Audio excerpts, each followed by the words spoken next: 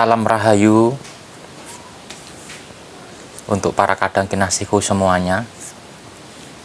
Pada kesempatan kali ini,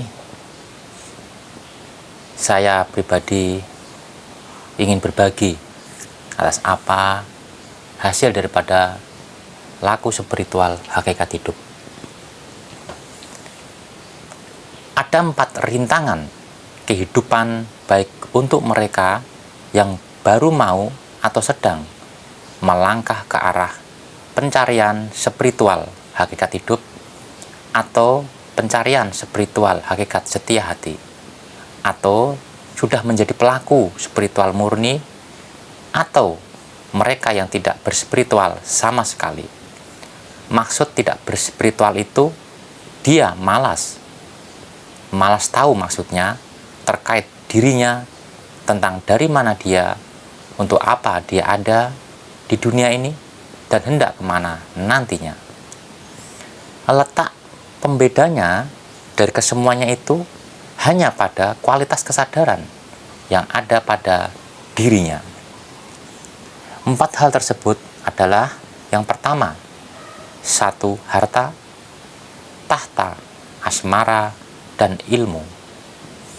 Di sini saya hanya akan sedikit mengulas terkait ilmu, terutama ilmu kesaktian. Ilmu kesaktian atau ilmu kadigdayan atau ilmu karosan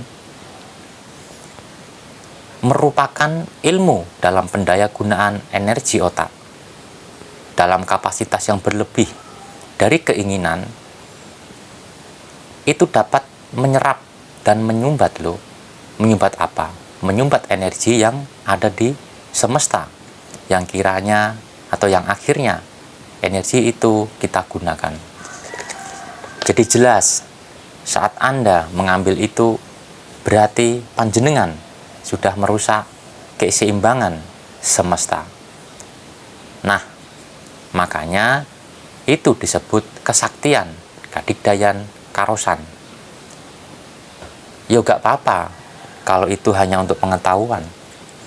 Tapi kalau menjadi pelaku secara permanen, itulah yang menjadi masalah. Ilmu itu hanya bersifat temporari sebenarnya. Karena kesaktian itu sendiri mengandung maksud ilmu pengetahuan. Pengetahuan, pemahaman, pengertian itu adalah benar. Tapi belum dikatakan benar atau tepat. Tidak tepat dalam penggunaan, karenanya dikatakan tidak tahu diri. Inilah dikatakan pengkhianat alam semesta. Dan bisa jadi dikatakan juga pengkhianat Tuhan. Wawasan, pengetahuan, pengertian dan pemahamannya banyak. Tapi bila tidak tahu diri, maka akan mengarah kepada ketidakbijaksanaan, sehingga pribadinya tidak bisa menempatkan diri, membawa diri, memposisikan diri, mawas diri, dan akhirnya lupa diri. Kemudian keluar dari nas atau asnya. Akibat keluar dari nas inilah seseorang rugi diri, karena gampang lalai, tidak eleng, lan waspodo, atau tidak sadar. Jangankan berkesadaran, sadar saja tidak. Sehingga pada akhirnya ada kesombongan, adigung. Dengan kesombongan, akhirnya dia memisahkan diri dan membentuk identitas melalui ilmu pengetahuan yang banyak tersebut. Dengan ilmu yang banyak, dia terlena oleh perasaan dengan ingin dihormati, bahkan dipuja. Segera tercerahkanlah orang-orang seperti ini, sebab kalau tidak, dia akan tergelincir jatuh dan akhirnya menjadi hina, bahkan binasa. Kalau ingin kadigdaya atau sakti, yo untuk pengetahuan saja, dan jangan diajarkan kepada orang lain. Supaya apa? Satu, untuk melindungi sesuatu agar tetap selaras. Dua, agar kerusakan alam tidak terjadi. Sehingganya hal ini jangan diberitahukan atau ditunjukkan kepada orang lain. Dan bila ini banyak digunakan oleh banyak orang, maka alam akan melakukan perbaikan diri dengan caranya sendiri. Kalau sudah begini, ya jangan mengeluh. Kalau bencana, wabah, kerusakan, pembunuhan, kejahatan ada di mana-mana. Dan bukankah hal ini saat ini banyak kita saksikan bersama, bukan? Bahkan di antara kita mengalami dampak dari refleksian alam tersebut. Apakah tidak cukup untuk menyadarkan kita semua? Manusia yang suka mencari dan menggunakan ilmu kemampuan seperti ini, sesungguhnya manusia tersebut golongan orang yang tidak tahu dan bingung dengan dirinya sendiri.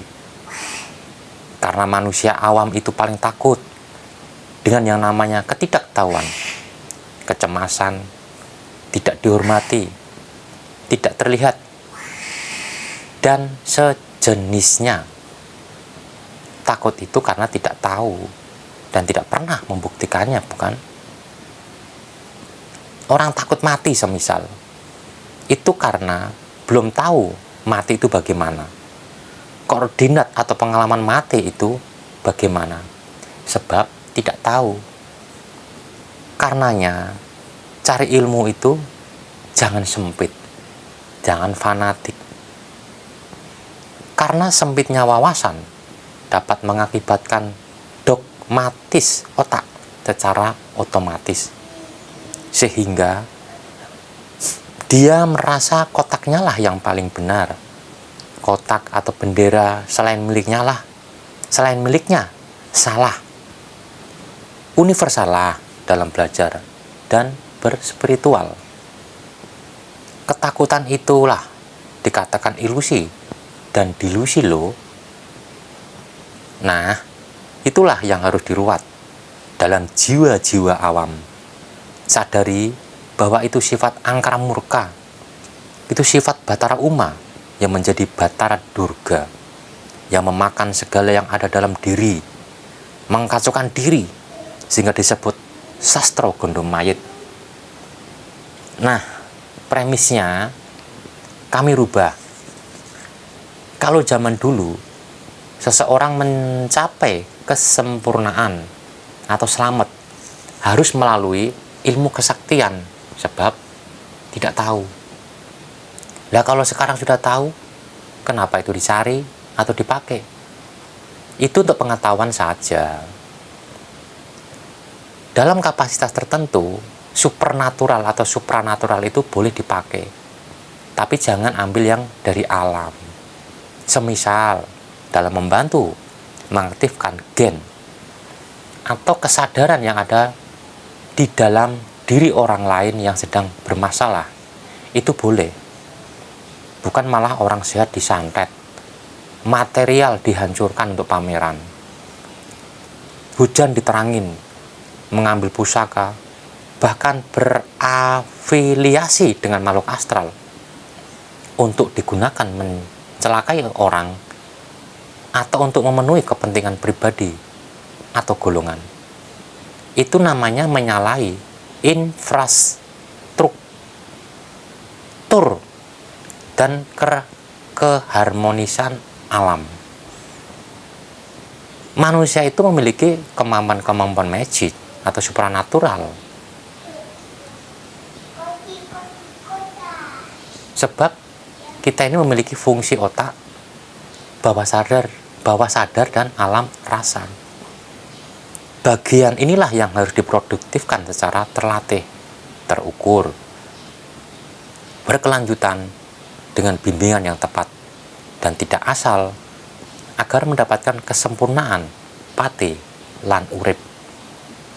Namun, kalau pribadi masih bermasalah, berhasrat tinggi atas keduniawian, tidak damai, bingung, kesialan, takut, kekurangan, kecemasan, iri melihat orang lain, senang melihat kehancuran orang lain, berpenyakitan, berarti alam rasa Anda sedang bermasalah. Maka sadari itu semua dan segeralah mencari orang untuk membantu mengarahkan kenavigasian hidup Anda yang tepat sebelum diri digerogoti oleh Bathara Durga yang menyebabkan kesesatan selama di dunia dan kegelapan saat kematian tiba. Bukankah mengerikan?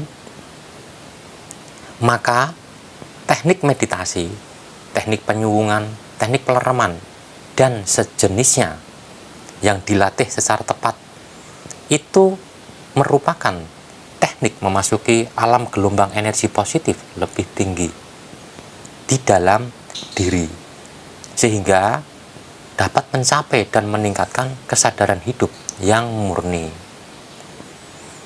Karena memiliki kesadaran hidup yang murni inilah pribadi bisa menyatu dan menerima informasi-informasi dari semesta atau kosmis intelijen untuk selanjutnya mencapai kespiritualan yang tinggi dan universal, di mana dia mampu mengejawantahkan hasil laku gulung tersebut di muka bumi dengan iman atau dengan cinta kasih sayang hidupnya.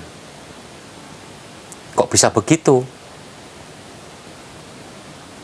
Karena ia telah melalui alam fisik, alam eterik, astral, dan mental. Sebab pelaluan 4 alam tersebutlah syarat pokok mutlak untuk seseorang bisa berspiritual secara universal, sekaligus sebagai wadahnya Tuhan. Dan inilah yang dikatakan manusia hidup, bukan mayat hidup. Otak kita itu memiliki fungsi yaitu sadar, analisa, dan bawah sadar. Untuknya, gunakan fungsi sadar untuk melewati alam analisa atau alam pikir dan alam perasaan. Nah, diri seseorang itu tidak jadi sakti, tidak supranatural, karena tidak pernah mengelola dan menggunakan alam bawah sadar yang ada di otak dan alam rasa yang ada di cakra jantung, dan malah sering berlebihan menggunakan otaknya dalam alam analisa, prasangka, dan menggunakan jantungnya untuk berperasaan. Penggunaan alam analisa, di mana analisa berlebih melebihi kudu-kudu, akan menghasilkan perasaan serta keinginan yang abu-abu dan akhirnya tidak sakti dan stres sendiri. Analisa itu boleh, tapi kalau melebihi kapasitas, maka secara otomatis bingung, sesat sendiri orang tersebut. Semisal, aduh, kalau aku sakti, maka aku, organisasiku, agamaku, keluargaku akan diakui orang. Aku harus banyak uang biar hidupku bahagia. Aduh, besok makan apa ya? Aku ingin menunjukkan kepada orang. Aduh, pengeluhan dan keinginan dan lain-lain. Terus begitu dan akhirnya kehidupannya terbelenggu nafsu dan tidak disadari kehidupannya hanya mengarah kepada pemenuhan daripada aksesoris hidup hanya untuk keeksistensian diri. Sama sekali tidak ada syukur-syukurnya atas apa yang sudah dimiliki. Lalu dia mengambil jalan singkat atau instan dengan belajar ilmu yang tidak mengarah kepada pengenalan diri. Ingat bahwa alam semesta atau Tuhan tidak tahu engkau meminta atau tidak, suka atau tidak. Yang jelas engkau akan mendapat, atau kita semua akan mendapat apa yang sering kita rasakan. Sedangkan pikiran sering memengaruhi perasaan. Motivasinya, cross-check betul rasa Anda. Apakah murni itu rasa dari bimbingan hidup, atau karena perasaan, hasil pikiran yang akhirnya tumbuh keinginan dan hasrat. Padahal ketakutan itu lahir dari analisa yang berlebihan. Ketakutan lahir dari ketidaktahuan. Maka ketika energi ketakutan menyumbat, Anda pasti tidak waras. Apa-apa Anda tidak titis, tidak tepat, tidak tatak, dan tidak tuntas. Target kehidupan Anda tidak jelas. Banyak gagal daripada berhasilnya. Nah, kalau di dunia saja berkehidupan seperti itu, berarti bisa dipastikan ini calon-calon penghuni alam kesengsaraan. Nah, kenapa ilmu kesempurnaan atau ilmu pengenalan diri itu diutamakan? Sebab itu ilmu selamat. Selamat itu sampurno. Selamat itu mereka yang mengenal dirinya. Karena pribadi paham, tahu, mengerti bagaimana mengelola atau menavigasi kehidupannya. Mengelola apa yang sudah tersediakan di dalam hidup, bukan malah keluar dari struktur hukum alam dengan pengetahuannya atau kesaktiannya dari hasil ketidaktahuan tersebut. Ya, tahu menggunakan daya perusak dalam kapasitas tertentu. Karena Mahameru itu meletus untuk menciptakan tanah yang subur. Itu sirkulatif. Tapi kalau daya perusaknya melebihi kapasitas, itu destruktifnya tinggi, maka itu dikatakan kiamat atau mahapralayan. Itu tidak boleh terjadi. Setiap tubuh manusia itu memiliki energi perusak atau destruktif yang letaknya di bagian perut ke bawah, di mana pemicunya adalah pikiran yang selalu berada di alam analisa.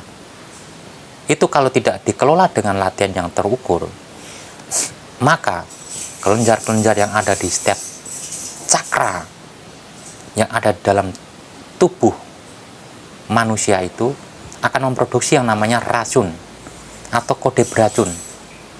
Dan itu dalam kalkulasi tinggi, akhirnya Anda bisa stres, bingung, berpenyakitan, bermasalah, kesialan-kesialan, dan sejenisnya akan timbul dan merusak tubuhnya sendiri karena gennya melemah.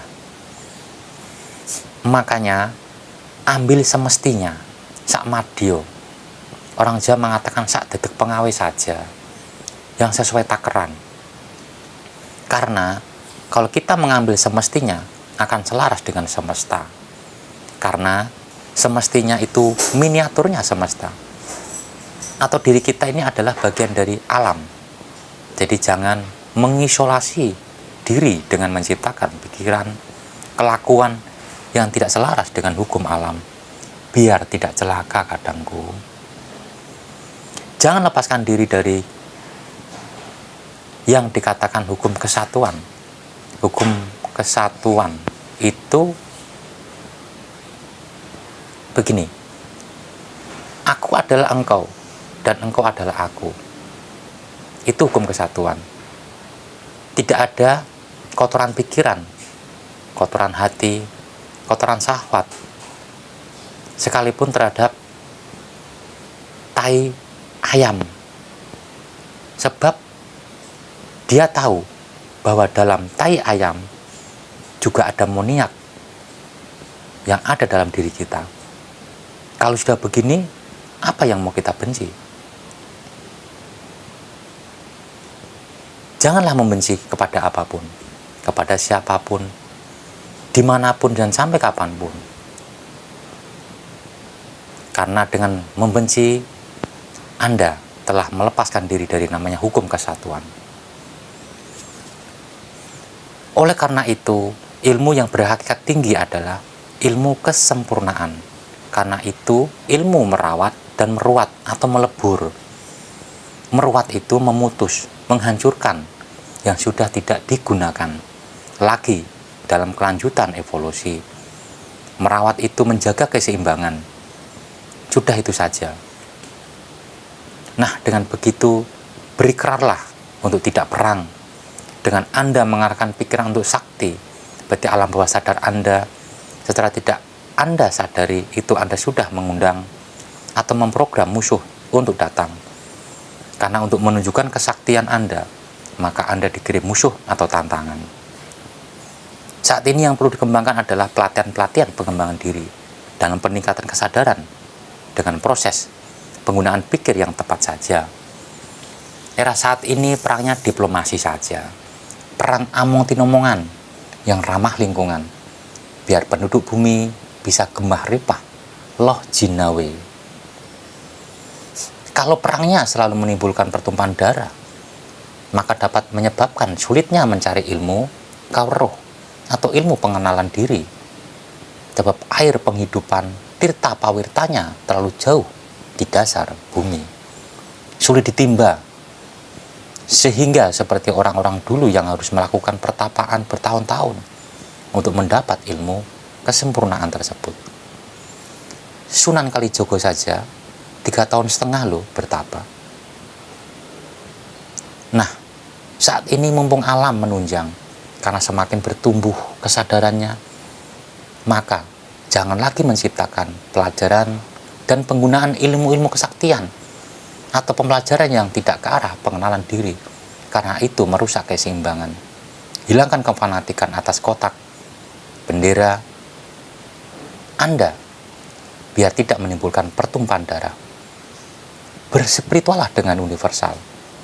Maulah berspiritual.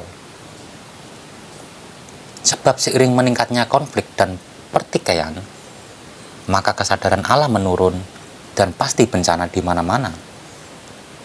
Itulah cara memperbaiki dirinya. Itulah cara alam dalam memperbaiki dirinya. Karena kekuatan alam diambil untuk menghancurkan material, menghancurkan kaum lain yang tidak sepaham, yang tidak seorganisasi, yang tidak sekepercayaan, atau untuk menyembuhkan penyakit, menghentikan hujan dan lain-lain atas kepentingan kejumawahan. Percayalah, dengan kita melakukan laku spiritual hakikat hidup atau laku spiritual hakikat setia hati, kesaktian itu sudah ada dalam diri. Karena barang siapa menggunakan laku ilmu kesaktian, dia akan dituntut oleh alam. Karena dia sejatinya dia meminjam energi alam. Entah bagaimana caranya, orang itu akan menderita, entah keluarganya, ekonominya, kesehatannya. Karena sejatinya dia membayar hutang. Lakukan saja spiritual yang tepat, biar kita bersahabat dengan alam. Karena kita setia pada hati kita, karena kita setia pada Tuhan kita, karena kita setia pada alam kita, yang mana kita adalah bagian daripada isi semesta alam. Dengan mau begitu, perhatikan saja peningkatan ekonomi, kesehatan, keselamatan, dan lain-lain pasti kita dapatkan. Dan jika sewaktu-waktu musibah, kesialan mengincar kita, alam atau dahyang Tuhan menyelamatkan kita. Semisal di jalan mau ada musibah, nggak tahu bagaimana kita akan dibelokkan ke arah lain. Karena kita dijaga alam, bersatu dengan isi semesta, plus di dalamnya ada Tuhan. Dengan begini, apa mungkin seseorang bermusibah, sial, sakit, dan lain-lain? Tidak mungkin, bukan? Motivasinya selalulah berkomunikasi dengan entitas. Banyak bersyukur, jangan mengeluh, jangan salah mempelajari suatu ilmu. Rahayu, rahayu, mulyani jagat, terserahkan kita semua.